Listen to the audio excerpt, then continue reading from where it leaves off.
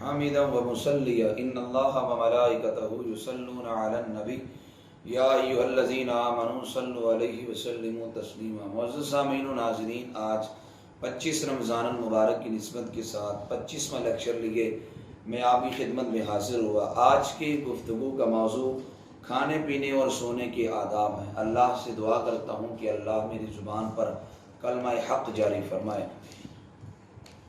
کھانا بہت بڑی اللہ کی نعمت ہے، ہم کھاتے ہیں، ہمارے وجود میں قوت آتی ہے، ہم اللہ کی بندگی اور عبادت کر سکتے ہیں، چل پھر سکتے ہیں۔ اگر ہمارے وجود میں قوت نہ ہو تو پھر یہ نظام زندگی جو ہے نا وہ درم برم ہو جائے۔ اس وجہ سے یہ کھانا اللہ تعالیٰ کی جانب سے بہت بڑی ایک نعمت ہے کہ انسان کو اس کے ذریعے غذا ملتی ہے، قوت ملتی ہے، چلنے پھرنے کے اندر توانائی ملتی ہے۔ اب کھانے کے کچھ آداب ہیں، کچھ اصول ہیں۔ انسان جب زندگی اصولوں کے مطابق گزارتا ہے تو پھر وہ خود بھی ٹھیک رہتا ہے اور پھر اس کی وجہ سے معاشرہ بھی خوبصورت تشکیل پاتا ہے۔ اور اگر وہ اصولوں پہ عمل نہ کرے وہ خود بھی جو نا وہ پریشانیوں کا شکار ہو جاتا ہے اور اس سے پھر نظام بھی درم برم ہو جاتا ہے۔ اب کچھ کھانے کے آداب ہیں کہ جن آداب کو مد نظر رکھنا یہ انسان کی زندگی کے لیے از حد ضروری ہے۔ بعض صورتوں میں جو کھانا ہے وہ فرض ہو جاتا ہے، یعنی اس وقت کھائیں گے کھانا تو اللہ ثواب دے گا، نہ کھائیں گے تو سزا ملے گی۔ ایسی صورتحال میں کہ جب انسان کو یقین ہو کہ میں نے کھانا نہ کھایا تو میری موت واقع ہو جائے گی، اس صورت کے اندر کھانا فرض ہو جاتا ہے۔ وہ کھائے گا تو اسے قوت ملے گی تو اس کا جو نظام ہے وہ خوبصورتی سے بھی چل سکتا ہے۔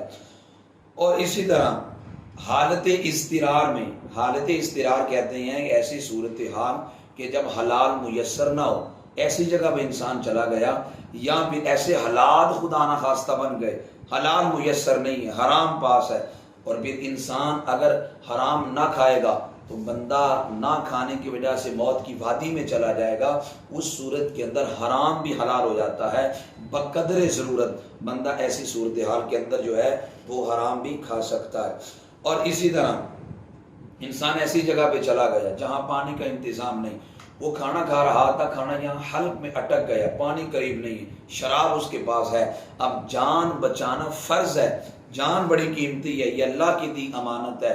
اگر اس کے پاس شراب ہے اپنی جان کو بچانے کے لیے وہ شراب کا ایک گھونٹ بھی لے سکتا ہے تاکہ وہ اپنی جان کو بچا سکے۔ لیکن یہاں یہ بات یاد رکھیں بطور دعا شراب پینا جائز نہیں ہے۔ کچھ لوگ پرانی کھانسی ہوتی ہے تو اس کی اصلاح کے لیے معاذاللہ شراب پی لیتے ہیں، کچھ لوگ گلے کو بہتر کرنے کے لیے شراب پی لیتے ہیں۔ تو شریعت کے اندر بالکل بھی اس کی بات کی اجازت نہیں ہے، بلکہ اگر کوئی بندہ شراب کا گھونٹ پیے گا تو اس کو کوڑے مارے جائیں گے کہ تو نے شریعت کی حد کو کیوں توڑا ہے۔ اس وجہ سے شریعت مطہرہ کی حدیں، ان حدوں کو جو توڑے گا وہ اللہ رسول کی بارگاہ کا مجرم بنے گا۔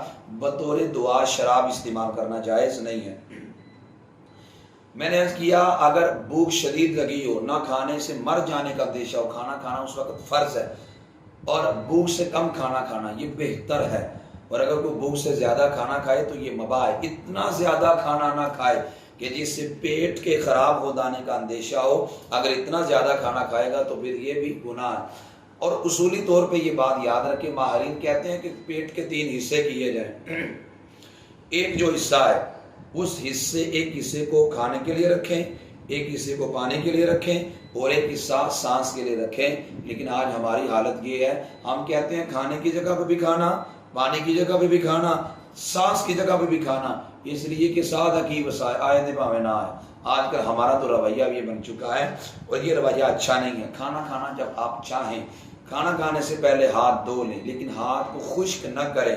کھانا کھانے کے بعد جب آپ ہاتھ دھوئیں تو پھر آپ ہاتھوں کو خشک کر لیں تاکہ جو تری وغیرہ آپ کے ہاتھوں کے ساتھ رہ گئی ہے وہ تری وغیرہ اتر جائے۔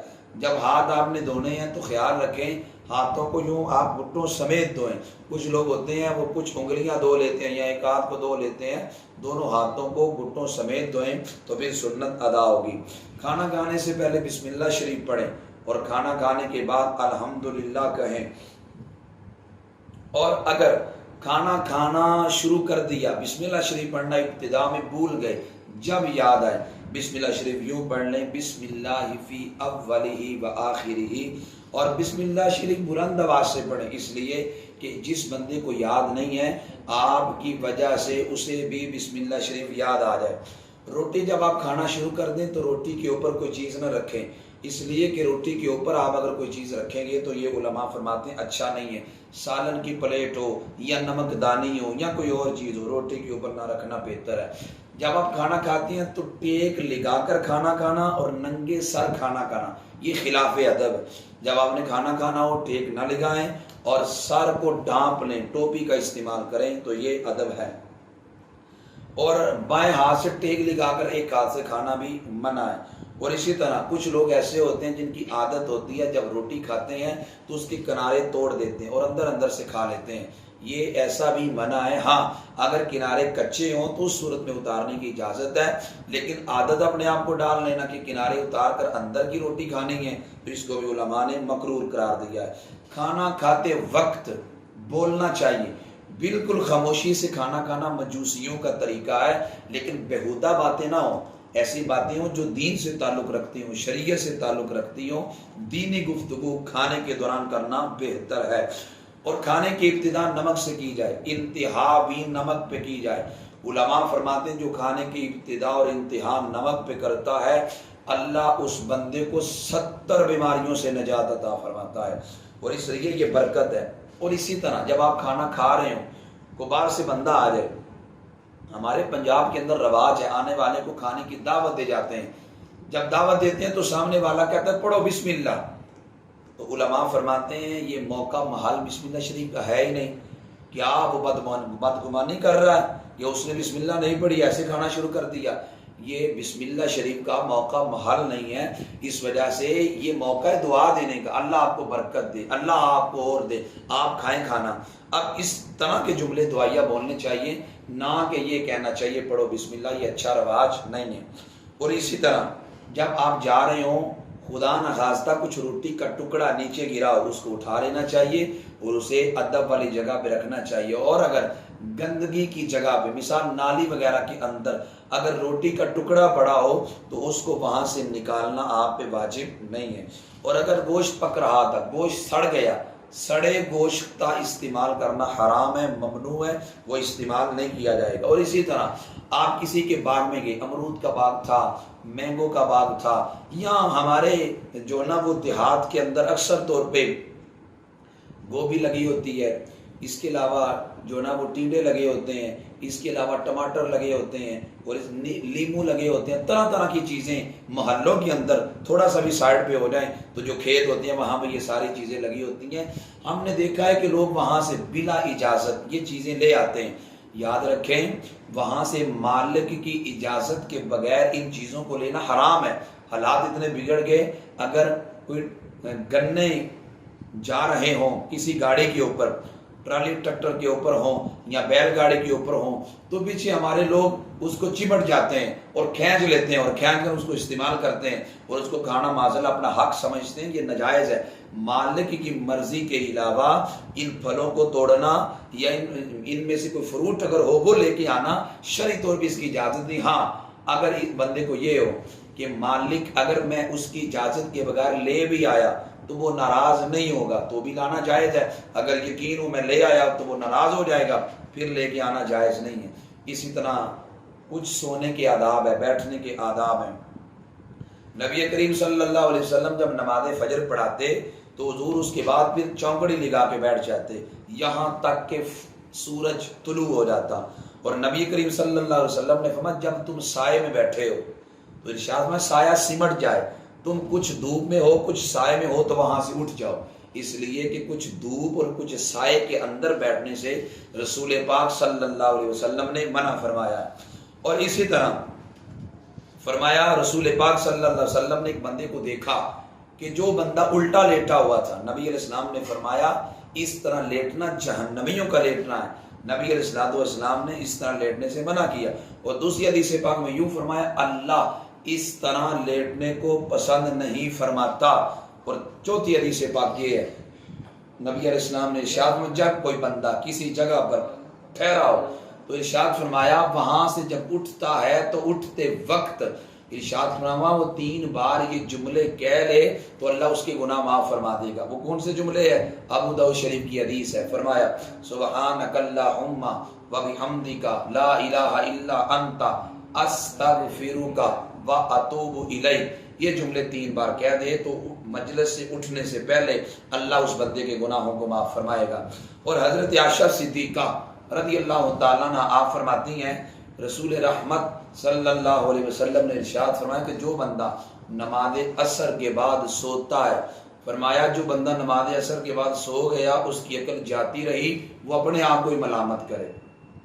اور پھر جو بندہ دن کے ابتدائی حصے میں سو جائے، ہمارے ہاں لوگ نماز فجر پڑھتے ہیں فوراً سو جاتے ہیں، اور یہ منع ہے۔ نبی علیہ السلام نے اپنی بیٹی سیدہ فاطمہ الزہرا رضی اللہ تعالی عنہا کو فرمایا تھا بیٹی یہ رزق کے تقسیم ہونے کا وقت ہے، اس وقت آرام نہ کیا کرو، ہاں سورج نکلنے کے بعد آرام کر سکتے ہیں، سورج نکلنے سے پہلے سونا بھی مکروہ ہے، اسی طرح نماز عصر کے بعد بھی سونا مکروہ ہے، اور نماز مغرب کے بعد بھی سونا مکروہ ہے، اس سے بچنا چاہیے۔ اور دیکھنے کے کچھ آداب ہیں، اس کے کچھ مسائل ہیں، وہ بھی سماعت کر لیں۔ ترمذی کی روایت ہے، رسول رحمت صلی اللہ علیہ وسلم نے ارشاد فرمایا یا علی لا تتبع النظرۃ النظرہ، ایک نظر کے بعد دوسری نظر کرنا جائز نہیں ہے، یعنی اگر اچانک نظر کسی عورت پہ پڑ جائے تو اس کی معافی ہے، دوبارہ اگر کوئی نظر ڈالے گا تو اس کی معافی نہیں ہے۔ دوسری حدیث میں نبی علیہ السلام نے فرمایا المرأۃ عورۃ، عورت چھپانے کی چیز ہے، اذا خرجت استشرفها الشیطان، جب عورت نکلتی ہے تو شیطان اس کو دیکھتا ہے، یعنی اس کو دیکھنا شیطانی کام ہے۔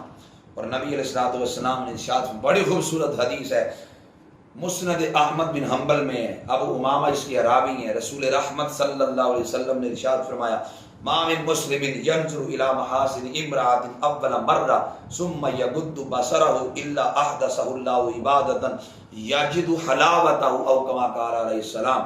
حضور نے فرمایا کہ جو بندہ کسی عورت کو ایک نظر دیکھے فوراً نظر کو نیچا کر لے یا آنکھ بند کر لے، اس عمل کی وجہ سے اللہ تعالیٰ اسے ایسی عبادت کی توفیق دے گا جس عبادت کی مٹھاس وہ دل میں محسوس کرے گا۔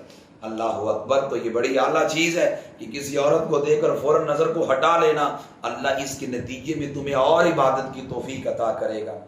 اور نبی علیہ السلام سے دیور کے بارے میں پوچھا گیا، یعنی آقا اس سے پردہ ہے؟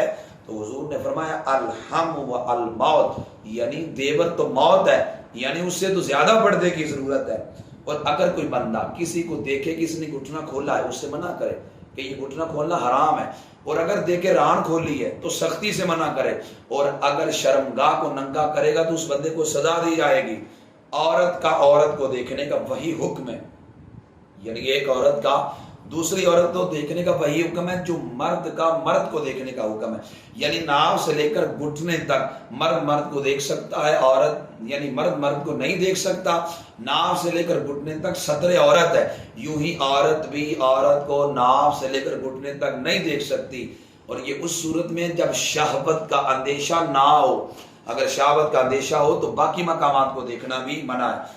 مرد کا اجنبی عورت کی جانب نظر کرنے کا حکم یہ ہے کہ مرد اجنبی عورت کی جانب نہیں دیکھے گا، اور پھر بگڑے اس وقت کے حالات اس قدر سخت ہیں کہ علماء، ہمارے جو متقدمین علماء تھے انہوں نے عورت کے چہرے کا استثناء کیا تھا، دیکھ سکتا ہے، لیکن اس وقت علماء فرماتے ہیں جیسا کہ صاحب بار شریعت نے بھی لکھا ہے کہ فتنے کا دور ہے، عورت اپنے چہرے کا بھی اجنبی مرد سے پردہ کرے گی، چہرہ بھی چھپائے گی، اور اسی طرح عورت کا اجنبی مرد کو دیکھنے کا وہ حکم ہے جو مرد کا مرد کی جانب نظر کرنے کا حکم ہے، اگر شہوت کا اندیشہ نہ ہو تو پھر دیکھ سکتے ہیں۔ اور جو عورت اس کے محرم میں ہو، مثال کے طور پر جو عورت محرم ہے، محرم عورت کے سر، سینہ، پنڈلی، بازو، کلائی، گردن، قدم، ان کی جانب بندہ نظر کر سکتا ہے، اور جبکہ شہوت کا دونوں کو اندیشہ نہ ہو۔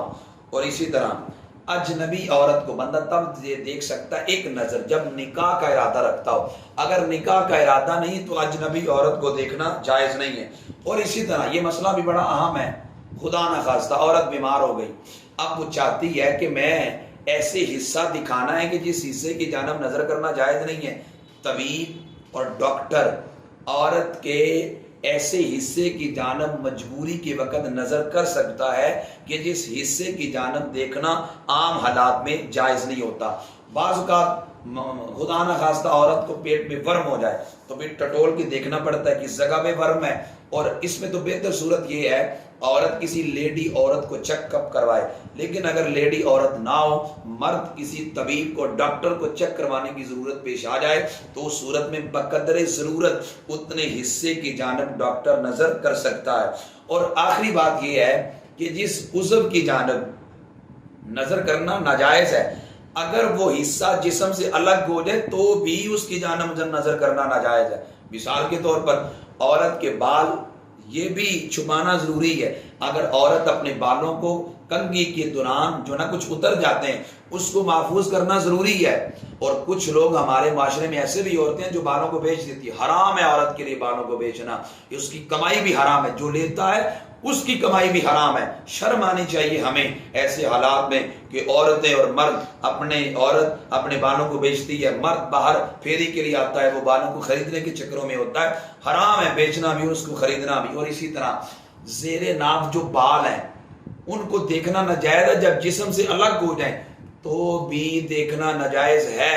اس لیے صاحب بار شریعت نے لکھا ہے ہمارے غسل خانوں کے اندر جب منہ زیر ناف مونڈے جاتے ہیں تو وہاں پہ پڑے ہوتے ہیں، ان کو وہاں سے الگ کرنا، سائڈ پہ کرنا یا جو نا وہ باسکٹ میں ڈالنا یہ ضروری ہے. اس لیے کہ اگر وہ وجود سے الگ بھی ہو جائیں تو بھی ان پر نظر کرنا جائز نہیں ہے. اس لیے یہ ضروری احکام تھے جو میں نے آپ کی خدمت میں عرض کیے، اس لیے ان کا جاننا از حد ضروری ہے. دعا کرتا ہوں کہ اللہ تعالی ہمیں آداب کو سیکھ کر بھی عمل کی توفیق عطا فرمائے. وما علیہ الا البلاغ.